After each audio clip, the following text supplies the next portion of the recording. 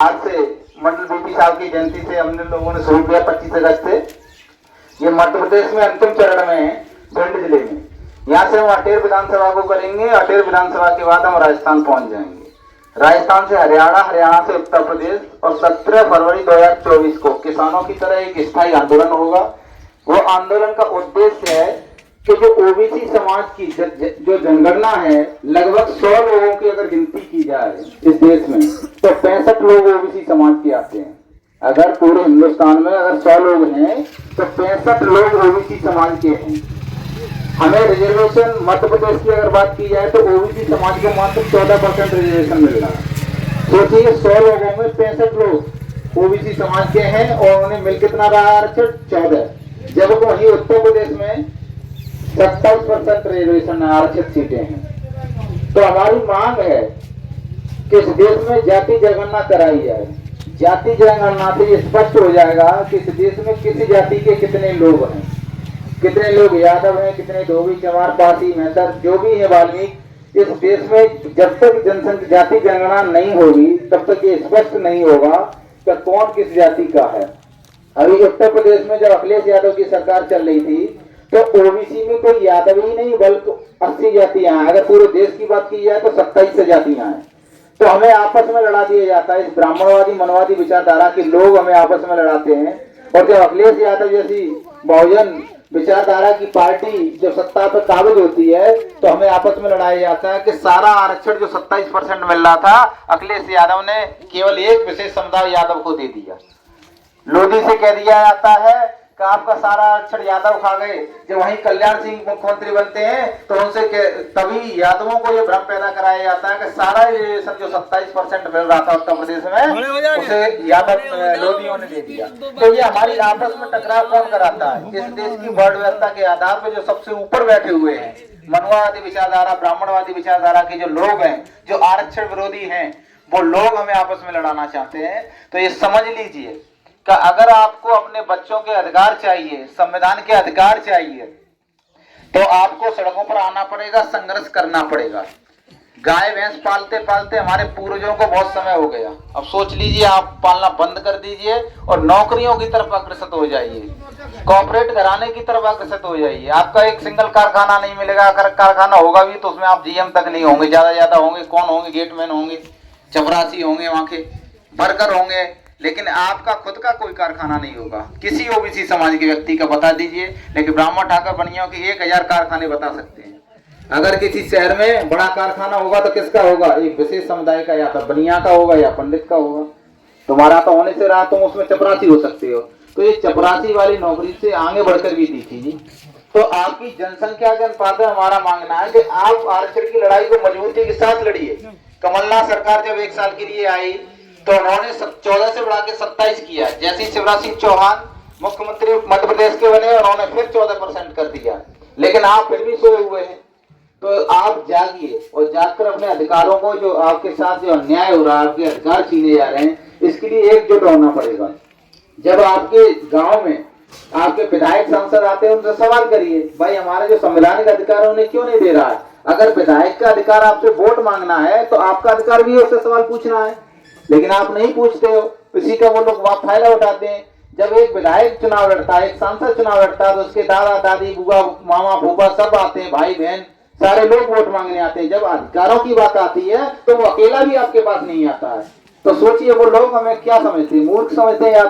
या तो हम मूर्ख हैं या वो हमें मूर्ख बना रहे हैं। अब ये तय आपको करना है कि आप मूर्ख हैं या आपको बनाया जा रहा है। वैसे मेरा अनुमान है कि आप मूर्ख नहीं है, आपको बनाया जा रहा है। तो जो बनाया जाता है उसे मिटाया भी जा सकता है। अगर आप जागरूक हो जाएंगे तो हम इस लड़ाई को बड़ा आसानी से जीत सकते हैं, लड़ सकते हैं। और प्रत्येक घर में एक बच्चा नौकरी पे पहुंच सकता है, ये मान लीजिए।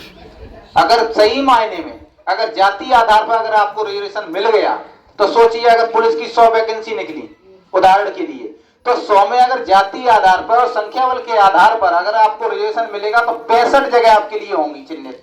और अभी कितनी है? 14। तो जब 14 पे हमारे गांव में 10 बच्चे लग सकते हैं और जिस दिन 65 हो जाएंगे तो कितने बच्चे लगेंगे? अगर पूरे देश में, बट देखिए ब्राह्मणवाद किस तरीके से आ गई है। ये आज से नहीं है, 5-4 साल से चला आ रहा है। ये कोई नई लड़ाई नहीं है। लड़ाई बहुत पहले से लोग लड़ रहे हैं। लेकिन जब से बीजेपी शासन आया तब से ऐसा लगने लगा हम लोगों को कि ये हमारे ऊपर हावी हो रहा है। हावी तो बहुत पहले से हो रहे थे, कांग्रेस शासन में हो रहे थे। कांग्रेस शासन नहीं थी, गुलाम भारत था, तब से आता हो रहा है ये अत्याचार, शोषण हो रहा है हम लोगों के साथ। लेकिन जैसे जैसे हम लोग शिक्षित होते जाएंगे तो हम अपनी लड़ाई को पहचानना शुरू कर देंगे। आज हम भी बीएड करने के बाद आपकी गाँव गाँव गलियों गलियों घूम रहे हैं, हमारे भी बच्चे हैं, माँ है, बाप है, सारे लोग हैं, परिवार है, लेकिन हम आपके यहाँ घूम रहे हैं। इसलिए घूम रहे हैं कि अगर मैं एक व्यक्ति नौकरी ले भी लेता और मैंने रिजाइन दे दिया टीचर से, अगर मैं भी चाहता, मैं 80,000 रुपए कमा रहा था, टीचर था, मुझे क्या जरूरत थी यहाँ घूमने की। लेकिन मुझे लगा मैं ही तो लग गया। लेकिन अगर मैं अपनी समाज को जागरूक करूंगा, अगर मेरी समाज ने मेरे अकेले की जगह 1 लाख नौकरियां लगेंगी और एक नौकरी से कम से कम 10 लोगों का भरण पोषण होता है। एक सरकारी नौकरी अगर तुम्हारे घर में आ जाएगी तो उससे 10 लोगों का भरण पोषण होगा।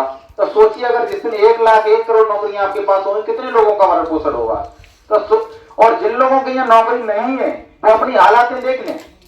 जो लोग मजाक उड़ाते हैं आरक्षण का, हमारी समाज के लोग जिनके घर में नौकरियां देख लें, जिनके हालातें कैसी हैं, वो अभी जाएंगे 1 घंटे बाद घास खोदने, भैंस को लाएंगे, गोबर उठाएंगे, डालेंगे सर पे और उसके बाद तंबाकू रगड़ेंगे और मस्त हो जाएंगे ताशों में। और जिन घर में नौकरियां हैं, जो नौकरी कर रहे हैं, उनके बच्चे इंग्लिश मीडियम में पढ़ने जाएंगे और तुम्हारे बच्चे दलिया चाटने जाएंगे। ये ध्यान रखना, ये दलिया चाटते चाटते इसी गलियों में गोबर उठा के घूमेंगे। और उस जो नौकरी कर रहा है, जो सर्विस कर रहा है, जो बाहर निकला, जिसके कल कारखाने उद्योग चल रहे हैं, उसका बच्चा आपके बच्चे से बात भी नहीं करेगा। तब तुम्हें महसूस होगा कि हमारी समाज का व्यक्ति हमसे बात नहीं कर रहा है। अरे क्यों करे, तुम तो जाहिर अनपढ़ ही रहना चाहते थे, तो तो पढ़ना ही नहीं था। तो शिक्षा वो हथियार है जिससे हम सभी विचारधारा को, मनुवादी विचारधारा, ब्राह्मणवादी, सामंतवादी विचारधारा को हरा सकते हैं। अगर हम एकजुट नहीं हो सके तो ये मान लेना, ये लड़ाई को हम लड़ने से पहले ही हार जाएंगे।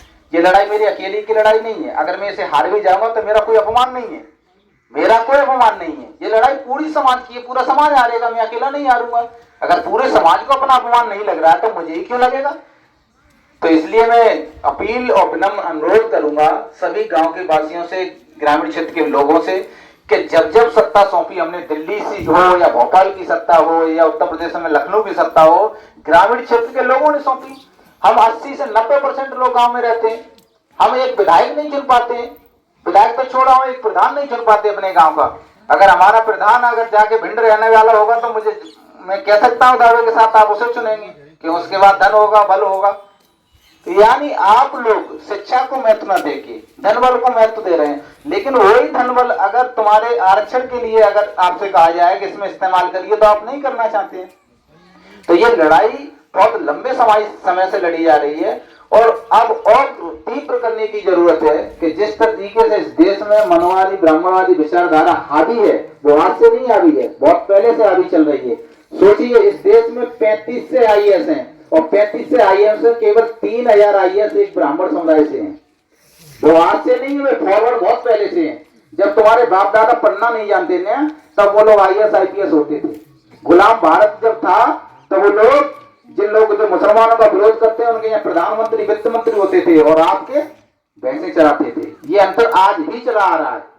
आपका लड़का अगर फौज में लग गया तो आपने सोच लिया बहुत कुछ हो गया। अरे हमें फौज में ही नहीं लगना है, हमें डीएम भी बनना है, एसपी भी बनना है, इंजीनियर भी बनना है, साइंटिस्ट भी बनना है। जब तक हम आला अधिकारी, उच्च अधिकारी और राजनेता दोनों साथ साथ हम अपनी समाज से नहीं बना पाएंगे, तब तक विकास संभव नहीं है। हमने विधायक तो चुन लिया लेकिन डीएम नहीं बना पाए तो ये मान लिया फिर विकास रुक जाएगा, वो तुम्हें काम नहीं करने देगा। अगर हमने डीएम बना लिया और नेता नहीं, हम सत्ता में नहीं आ पाए, तो वो डीएम जैसे ही तुम्हारी समाज की बात ईमानदारी की करेगा, उसका ट्रांसफर कर दिया जाएगा। तो हमको पढ़ा करके अधिकारी भी बनाना है और पढ़े लिखे लोगों को संसद विधानसभा में ही पहुंचाना है। ये काम करिए। ये लड़ाई मेरे अकेले की नहीं है, मैं बार बार कह रहा हूं। और इसी के साथ मेरे अनुरोध सिंह मेरे साथी हैं, वो भी अपनी बात रखेंगे। क्रांतिकारी साथियों, यदि आप संवैधानिक अधिकारों, जातिवाद जनगणना, मंडल कमीशन, बहुजन महापुरुषों की वैचार की समता, समानता और सामाजिक न्याय के आंदोलन को मजबूत बनाना चाहते हैं तो हमारी आपसे गुजारिश है कि हमारे चैनल को सब्सक्राइब करें व बेल आइकन के बटन को दबाएं। वीडियो को अधिक से अधिक शेयर करें व अपनी यथासंभव शक्ति अनुसार हमें आर्थिक सहयोग करें।